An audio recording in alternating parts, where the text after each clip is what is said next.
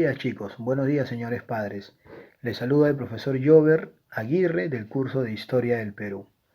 El día de hoy vamos a hablar acerca del horizonte temprano. ¿Qué es el horizonte temprano? Pues hay que contextualizarnos entonces. En primer lugar, después del periodo lítico y arcaico, viene un periodo de formación. Van apareciendo sociedades especialistas, las sociedades se van complejizando más, ¿no? Van apareciendo sociedades alfareras, sociedades orfebres, sociedades hidráulicas, sociedades teocráticas, el ayllu se va consolidando. O sea, es una etapa posterior al arcaico de gran desarrollo cultural. A esto los arqueólogos han visto bien llamarle el periodo de las altas culturas, que es lo que normalmente nosotros conocemos como las culturas preincaicas y el periodo preincaico. Pero también hablemos de John Rowe. John Rowe, este arqueólogo norteamericano de la Escuela de California, vino al Perú y se interesó por hacer estudios sobre el desarrollo de la cerámica en nuestro país. Viene aquí y comienza entonces a hacer estos análisis a las cerámicas y arroja, ¿no? O llega a varias conclusiones.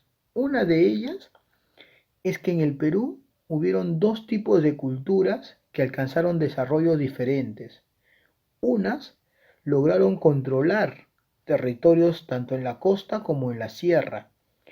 Eso es lo que encontró John Rowe a través del estudio de la cerámica, que hubieron sociedades que se expandieron por algunas regiones del Perú, costa y sierra, y otras que solamente lograron desarrollarse en un área local, en un área regional. Entonces, para John Rowe, el primero serían estados panperuanos y él los va a llamar horizontes. Y él habla de tres horizontes. El primer horizonte con Chavín, el segundo horizonte con Huari y el tercer horizonte con los incas. Pero también dice que entre un horizonte y otro horizonte, o sea, entre el primer y segundo horizonte, hubo un periodo de intermedio, donde se desarrollaron sociedades de carácter regional. Él les llama intermedios, en este caso intermedio temprano. Pero también entre el segundo horizonte y el tercer horizonte hubo otro periodo de desarrollo regional, que él le va a llamar intermedio tardío. Entonces, John Rowe divide en horizontes e intermedios. Tres horizontes, dos intermedios. Nosotros vamos a hablar el día de hoy del primer horizonte, llamado también horizonte temprano o simplemente formativo síntesis. Pues bien, ¿qué cultura se desarrolló en esta etapa? ¿Qué cultura alcanzó ese desarrollo panperuano del que hablaba John Rowe?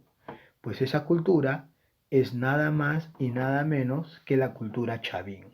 Así es, Chavín fue un estado de carácter religioso que utilizó la religión para poder expandirse, para poder controlar varios pueblos de la costa y de la sierra a través de un culto temerario, a través de un culto basado pues en el miedo, ¿no?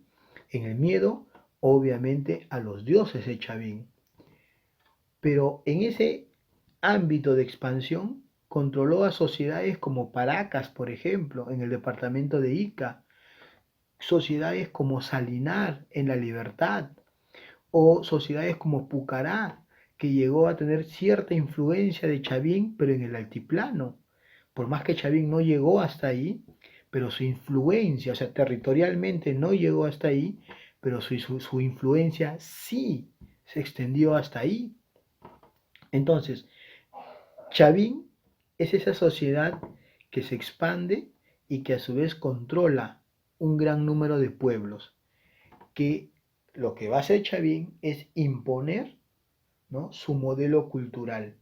A eso nosotros le llamamos homogenización cultural. Una cultura que controla a las demás y que sirve como referente para que las otras copien o imiten.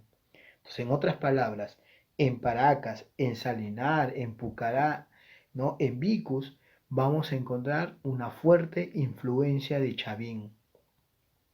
Y obviamente, de estas culturas que se desarrollaron en el Horizonte Temprano, la más importante es Chavín y la segunda importante es la cultura Paracas, que es la que vamos a estudiar también.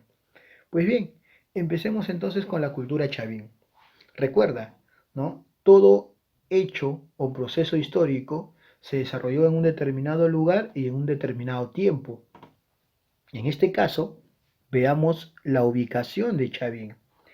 Si bien es cierto, nosotros hemos dicho que la extensión territorial de Chavín alcanzó parte de la costa y de la sierra y que su expansión cultural llegó prácticamente desde Tumbes hasta Puno, entonces nosotros necesitamos saber dónde se encontraba el centro de la cultura Chavín. A eso nos referimos con ubicación. La ubicación del centro de Chavín. Pues en el centro de Chavín, esta cultura construyó el templo más importante, que algunos arqueólogos consideran que es el centro de peregrinación más grande del Horizonte Temprano o del Primer Horizonte, como era el templo de Chavín de Huántar. Y este templo de Chavín de Huántar se encuentra ubicado en el departamento de Ancash, ¿correcto? En el departamento de Ancash, en la provincia de Huari y simplemente en el callejón de Conchucos. Ahí transcurre un río, tiene un curso, un río muy importante, que inclusive se dice va a alimentar al Marañón. Sería el río Mosna. En el trayecto del río Mosna hay otro río pequeño que va a alimentar y que a su vez lo va a cortar. Se llama el río Huachexa. En la intersección de estos dos ríos es que Julio César Tello va a descubrir este templo, ¿no?, conocido como el Templo de Chavín de Huántar, el Castillo de Chavín, entre otros. ¿Correcto?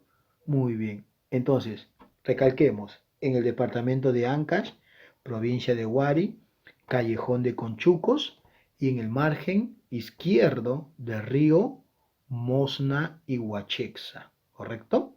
Muy bien. Recuerda que normalmente los ríos, en su recorrido, en su curso, forman valles y estos valles llevan el nombre de los ríos. Por tanto, si yo digo que fue el río Mosna donde se ubicó el templo de Chavín de Huántar, es también lo mismo decir que estuvo en el valle de Mosna. Su descubridor, ya hemos dicho, Julio César Tello. ¿Quién era este personaje? Tello nació en Huarochirí. Huarochirí es la Sierra de Lima, ¿no? La Sierra Central. Aquí nació un joven médico egresado de la Universidad de San Marcos. Su amor por la arqueología lo llevó a dejar el Perú e irse a los Estados Unidos y poder estudiar allí la carrera de ciencias sociales o de arqueología, teniendo como profesor a un gran antropólogo como era Alex Ardilca. Julio César Tello terminó la carrera de arqueología en la Universidad de Harvard y luego regresó al Perú y mezcló su conocimiento arqueológico con su conocimiento médico para impulsar la arqueología en el Perú. Obviamente Tello no es el primer arqueólogo peruano, ¿correcto? Pero sí es o mejor dicho, Tello no es el primer arqueólogo que hace esos estudios científicos en el Perú, pero sí es el más importante. Sus descubrimientos y sus estudios son muy importantes para el desarrollo de las ciencias sociales, principalmente la arqueología en el Perú. Por eso, a Tello se le conoce como el padre de la arqueología peruana.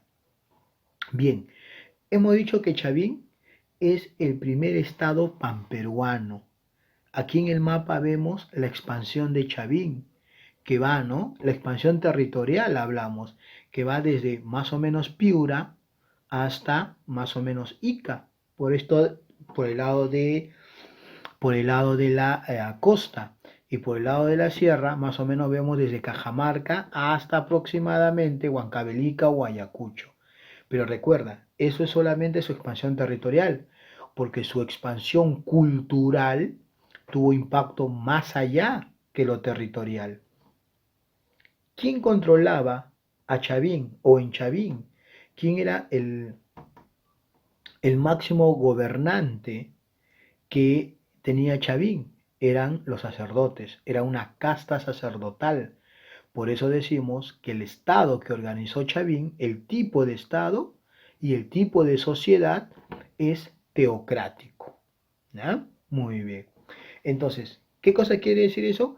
Que todo en cuanto a Chavín gira en torno a la religión.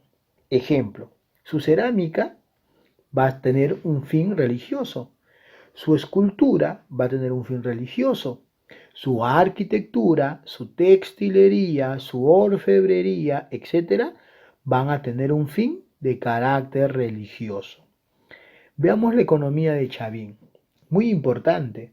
Recuerda que la agricultura ya se había desarrollado en nuestro país a partir del arcaico.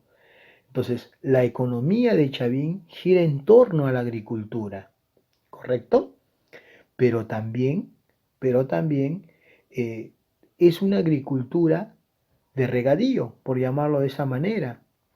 ¿Por qué? Porque en esta etapa del formativo, donde aparece Chavín, aparecen, les dije, las sociedades especialistas como sociedades hidráulicas. Entonces, ya no era la producción agrícola como en el arcaico. Al usarse canales de regadío, al usarse acueductos, entonces ya estamos hablando de una agricultura más amplia, más extensiva, ¿no?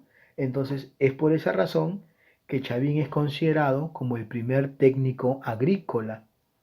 Sin embargo, Tello, analizando a la cultura chavín, analizando los restos, ¿no? Tanto eh, materiales como su fauna y su flora, ¿no? Va a llegar a una conclusión, va a sostener la famosa teoría autoctonista que plantea que Chavín es de origen amazónico. ¿Y qué refuerza su teoría? Pues simplemente lo que Tello va a encontrar.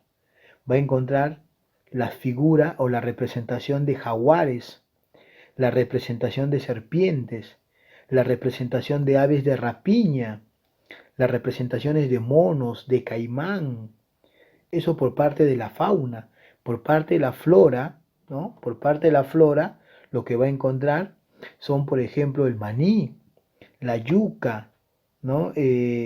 Una famosa planta llamada el San Pedro, que ellos utilizaban probablemente para hacer los famosos alucinógenos que les permitía, entre comillas, entrar en trance y así poderse comunicar con los dioses.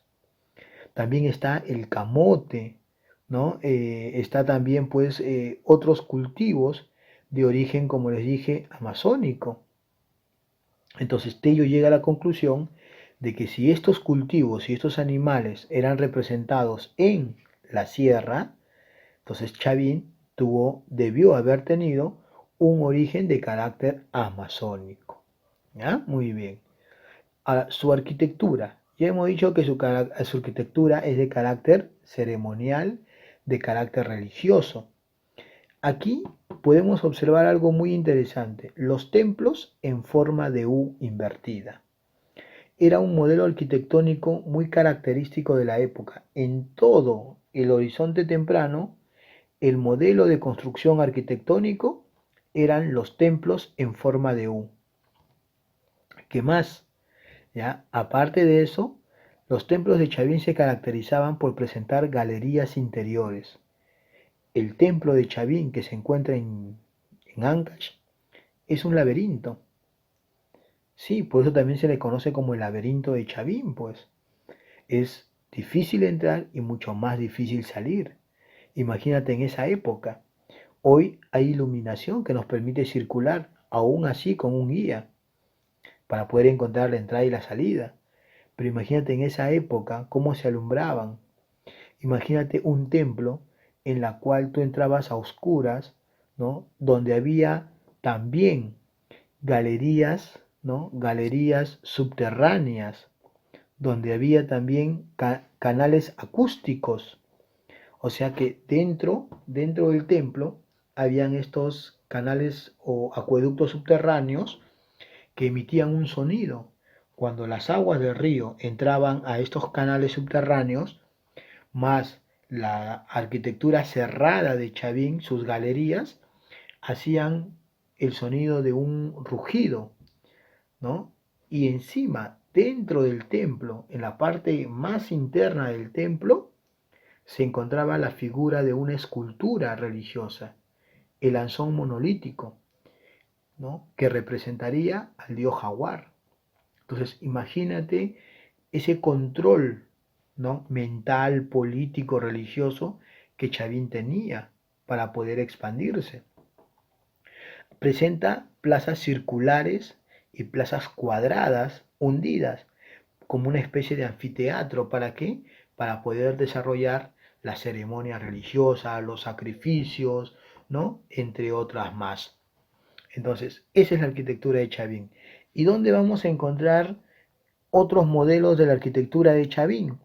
Por ejemplo, en Cajamarca. En Cajamarca encontramos dos templos que remontan de la época de Chavín, como es Pacopampa y como es Cunturhuasi.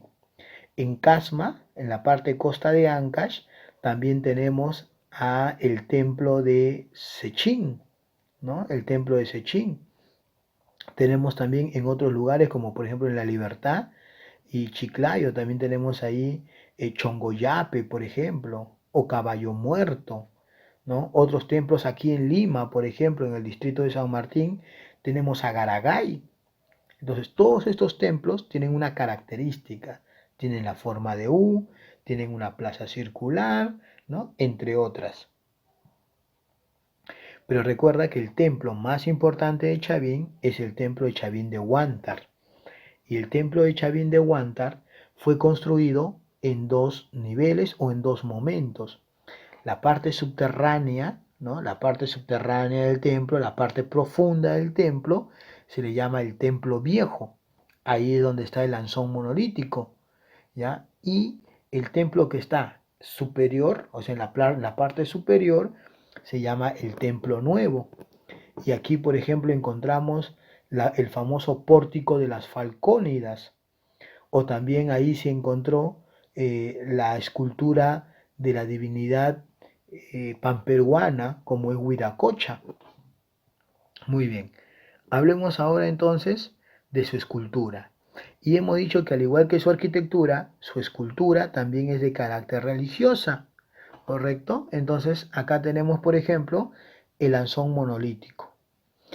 ¿Quién está representado en el lanzón monolítico? La divinidad más importante de Chavín, llamado el jaguar, ¿no? El felino, el jaguar, el dios sonriente que aparece ahí, que podemos observar, ¿no? Que entre sus pies tiene garras, pero esas garras no son de felinos, sino son más parecidos a las de una ave de rapiña. Tenemos pues que entre su rostro, ¿no? Tiene los colmillos propios de un felino, pero que en la parte superior, como si fuese una especie de cabellera, tiene serpientes. Entonces aquí encontramos la famosa trilogía divina de Chavín. ¿Cuál es la trilogía divina de Chavín?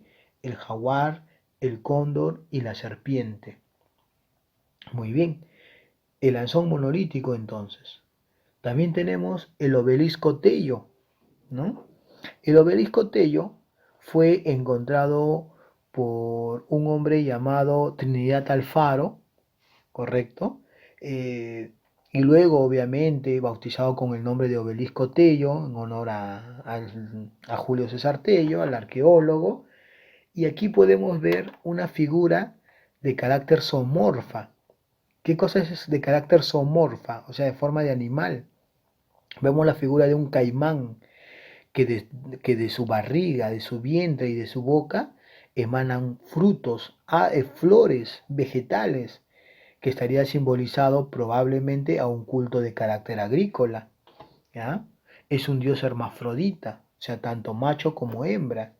Encontramos también una estela llamada Raimondi. Fue encontrada por Timoteo Espinosa y luego obviamente recuperada y estudiada y llevaría el nombre de la estela de Raimondi. Aquí encontramos a un ser antropomorfo. ¿Qué cosa es antropomorfo? De forma humana, ¿no? Portando entre sus dos manos dos varas o dos cetros, que vendría a ser llamado entonces el dios de las varas o el dios de los báculos, pero que en realidad sería el mismo dios Huiracocha. Pero no es la única imagen donde aparece Huiracocha. Huiracocha también aparecerá en otras esculturas de otras culturas como Tiahuanaco, por ejemplo, en la portada del sol, o como en las cerámicas de la cultura Wari, ¿no? Como el dios Visco. También tenemos las cabezas clavas. Todo el templo de Chavín estaba rodeado de cabezas clavas. Debido al aluvión del 45-47, estas cabezas clavas se cayeron, ¿no? El aluvión tapó el templo y solamente una cabeza se quedó, que hasta el día de hoy permanece en el templo. Y debido a las excavaciones y a los estudios, se han ido sacando más y más cabezas que tienen forma pues diferenciada, ¿no? Hay algunas que llaman la atención, en verdad, bastante. Pero bueno, ¿qué simbolizaban las cabezas clavas? Probablemente los guardianes del templo, y otros manifiestan que sería simplemente la representación, la metamorfosis, ¿no? Entre el humano y el jaguar. Algo así como que el humano en un momento de trance, ¿no? De conversión a un felino, más o menos por ahí. Hay otros restos también, como la estela de Yauya, por ejemplo, que está incompleta, ¿no? Pero, y así también. Bueno, hablemos de la cerámica de Chavín. La cerámica de Chavín, ¿no? Llama la atención por su estilo, por su forma, por su color. Primero, su color es monócroma. ¿Qué cosa es monócroma? Utiliza un solo color. Predomina en Chavín el color oscuro, llámese plomo, llámese marrón, llámese gris o llámese negro. Aparte de eso, lo que llama la atención en Chavín es la forma de la cerámica, ¿no? Presenta un solo pico, ¿ya? Un solo pico y una asa en forma de estribo. Por eso le llaman asa estribo o gollete estribo. Y también tiene una forma redondeada, ¿no? Es una cerámica de forma globular. Y la base de esta cerámica es plana. Bien, habíamos dicho entonces que presenta un solo pico, ¿no? Presenta un solo pico, una asa en forma de estribo o gollete estribo, globular de base plana, y mira ahí simplemente la figura que aparece en esta cerámica. No son dibujos, muchachos, ¿no? No son dibujos pintados, mejor dicho, en la base de la cerámica, sino son prácticamente como si hubiesen sido tallados o esculpidos. A este tipo de cerámica se le conoce como cerámica incisiva, ¿correcto? Y aparte de eso, su finalidad era religiosa. Se dice una cerámica ceremonial. Muy bien. Aparte que no solamente tiene esta forma, ¿no? O sea, no solamente aparecen figuras de felinos, sino también de frutos como la chirimoya, por ejemplo, o como cerámicas de esta forma, pero de carácter escultórica, en forma de mono, por ejemplo. Luego hablamos de Paracas, ¿no? La cultura Paracas es una cultura que ha sido dividida en dos etapas. La primera etapa fue descubierta en 1925 por Julio César Tello y la segunda etapa fue descubierta en 1927 por uno de sus ayudantes y alumnos como fue llamado Toribio Mejía Sexpe. Toribio Mejía Sexpe. Tello va a dividir a Paracas entonces en dos etapas, Paracas Cavernas y Paracas Necrópolis. Pero en estos momentos vamos a hablar de Paracas como una unidad cultural. Entonces, tiene como descubridores, hemos dicho, a Julio César Tello y a Toribio Mejía Sexpe. ¿Dónde se desarrolló? ¿Dónde se ubicó? Pues se ubicó en el departamento de Ica. Controló casi toda la zona de Ica, ¿ya? Todo ese desierto, ¿no? La zona de Ica se caracteriza por ser una zona desértica. Ahí tenemos el segundo desierto más grande del Perú, el desierto de Nazca. Entonces, Paracas se desarrolló sobre una zona árida y que además recibió dentro de su historia una fuerte influencia de Chavín. No en toda la historia de Paracas se ha visto la influencia de Chavín, solo en la primera etapa, que es Paracas Cavernas. Y los nombres de Paracas Cavernas y Necrópolis derivan de las formas de su tumba, que le sirvió a Tello para dividir a la cultura. Entonces, ahí tenemos, ¿no? Los descubridores, la ubicación y tenemos pues las formas de su tumba. Paracas Cavernas de forma subterránea y Paracas Necrópolis en forma rectangular. Ahí está. Muy bien, hablemos de las divisiones de Paracas entonces. Ya les he dicho, ¿no? Tello dividió a Paracas en cavernas y necrópolis.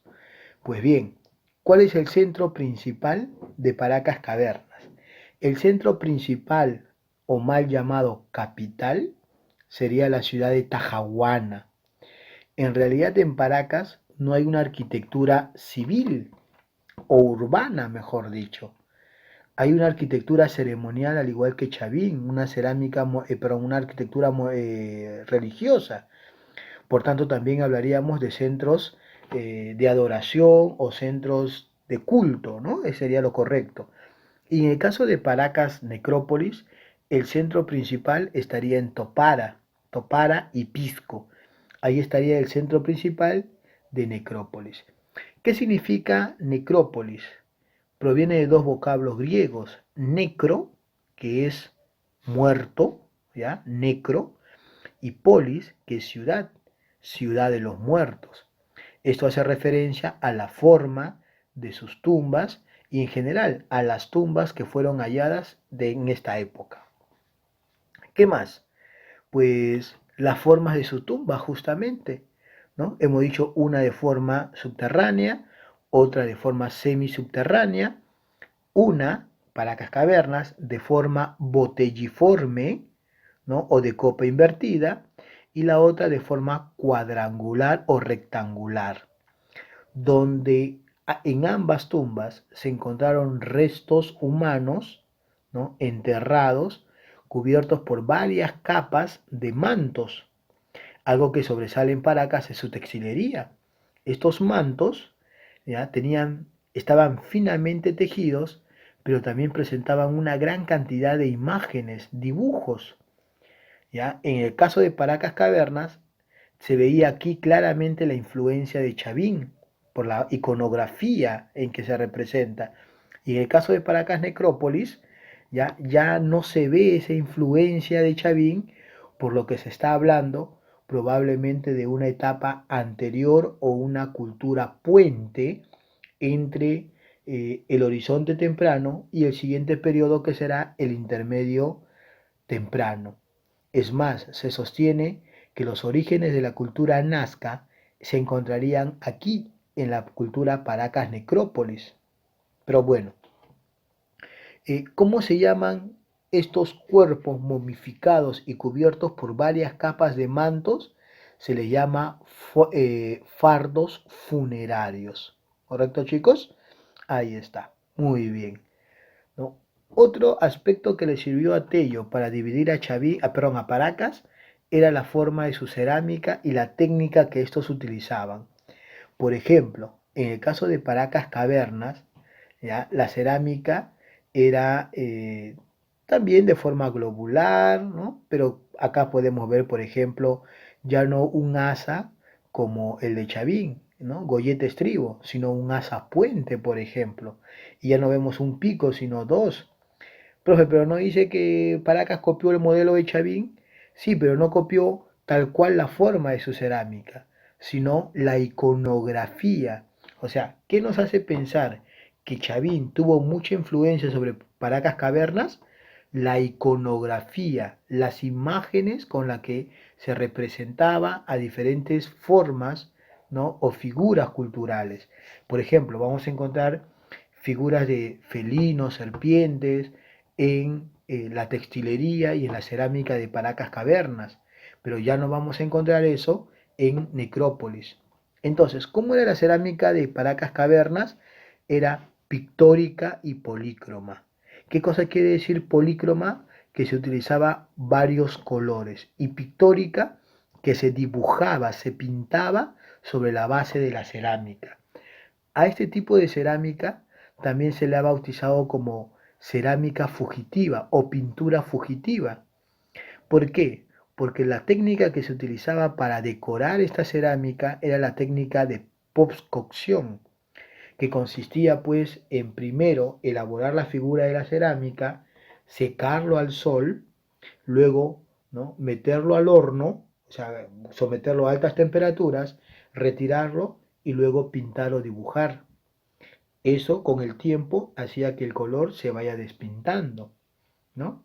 En cambio, en Paracas Necrópolis, si bien es cierto, encontramos una forma, ¿no?, más decorada con una cerámica monócroma, o sea, de un solo color, pero aquí hay representaciones más naturalistas. ¿Cómo así? Aves, peces, plantas, ¿no? Muy diferente a la de Chavín, que eran felinos, serpientes, cóndores o aves de rapiña en general. Entonces, aquí encontramos una cerámica no tan globular, sino un poquito más acalabazada, ¿no? Muy al estilo de Nazca, por ejemplo. Pero la técnica que utilizaron en esta cerámica se llama la técnica de precocción, que a partir de ahí se va a utilizar en todo el Perú. ¿Qué es precocción? Como les dije, ¿no? La cerámica se hace secar al sol, se mete al horno, pero antes de meter al horno, ¿qué hacía Necrópolis? Una vez que la cerámica estaba secada al sol, dibujaba y pintaba ahí.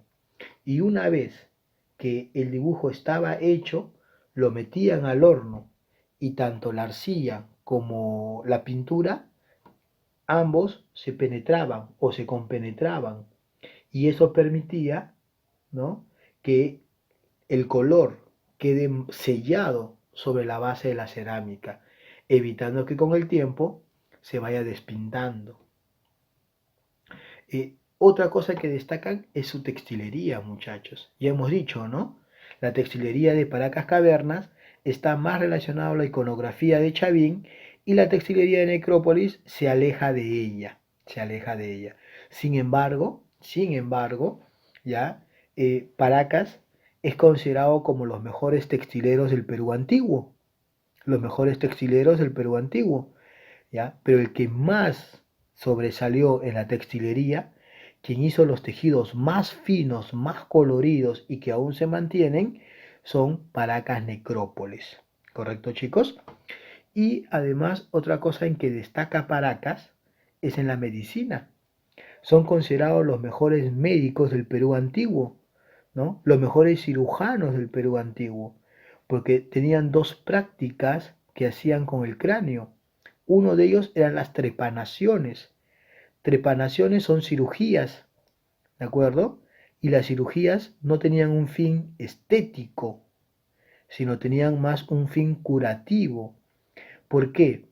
Porque simplemente, ¿no?, producto de enfrentamientos, producto de los golpes o de alguna enfermedad, pues si había un daño en la parte cerebral, en la parte del cráneo, ellos perforaban el cráneo, retiraban la parte dañada y luego lo cubrían, dependiendo de la clase social, con metal o con cáscaras de calabaza. A eso nosotros le llamamos trepanaciones craneanas. Pero otra cosa que llama la atención en Paracas son las deformaciones de cráneo, y que esto no tiene que ver con un fin estético, ni religioso, ni médico. Eso tiene que ver con un fin social. La élite se alargaba la cabeza, se alargaba el cráneo para diferenciarse del pueblo. Esta forma del cráneo que se han encontrado en Paracas se le llaman cráneos dolicocéfalos, ¿no? Son cráneos alargados. Inclusive se ha comparado esos tipos de cráneos con cráneos de extraterrestres. Sin embargo, eso lo dejamos para el debate en otro momento, ¿no? Lo cierto es que las deformaciones craneanas tenían un fin social, diferenciarse la élite de la población. Y esto es las trepanaciones craneanas. Se utilizaba la piedra de obsidiana para poder cortar, para poder perforar. Se utilizaba la técnica de la asepsia. Asepsia quiere decir desinfectar, ¿ya? Y limpieza antes y durante y después de la operación. Entonces, imagínate, utilizaban brebajes o bebidas como anestesia, por ejemplo, ¿no? Entre otros. Muy bien. En el caso de los fardos funerarios, ¿qué son los fardos funerarios? Son los cuerpos momificados cubiertos por varias capas de mantos, ¿no? ¿Qué es lo que se han encontrado en estos fardos funerarios? Ya les dije, no solamente el cuerpo momificado de la persona, sino también en una posición, la posición fetal, lo que indica que había una creencia no solamente en una vida después de la muerte, sino la posición fetal en la que estos eran enterrados, pues hacía ver que ellos creían sobre un nuevo nacimiento en el más allá. Y también para eso se han encontrado a su alrededor, ¿no? Alrededor de las canastillas donde ellos eran enterrados, restos de alimentos, restos de orfebrería, por ejemplo, dependiendo el grupo social que pertenecía, entre otros, ¿no? Muy bien. Aquí está, ¿no? Entonces, dependiendo de la época, recuerda, dependiendo de la época, la iconografía en su textilería va a depender. Ahora, luego hubo una mujer llamada Victoria de la Jara que comenzó a estudiar la textilería de Paracas, pero más que la textilería, la iconografía de la textilería de Paracas, y llegó a la conclusión de que esas imágenes o esas figuras no eran simples figuras decorativas y que tampoco tenían un carácter religioso, sino que eran códigos que guardaban un mensaje probablemente sobre el difunto. Y si hablamos de códigos, ¿no? Estamos hablando probablemente de un tipo de escritura que ella va a llamar tocapus. Entonces, ¿qué son los tocapus? Son escritura de la antigua cultura Paracas, ¿no? ¿Dónde la encontramos? En sus mantos o en su textilería. Pues bien, eso es brevemente, muchachos, el horizonte temprano. Recuerda que en el horizonte temprano surge la primera cultura panperuana, la primera síntesis cultural. Chavín es esa síntesis cultural y esa cultura panperuana que se va a consolidar en el periodo llamado formativo medio y que va a asimilar todos los aportes de sociedades que se formaron anteriormente en el formativo inicial y que la caída y la descomposición de Chavín ya se dio en el formativo superior.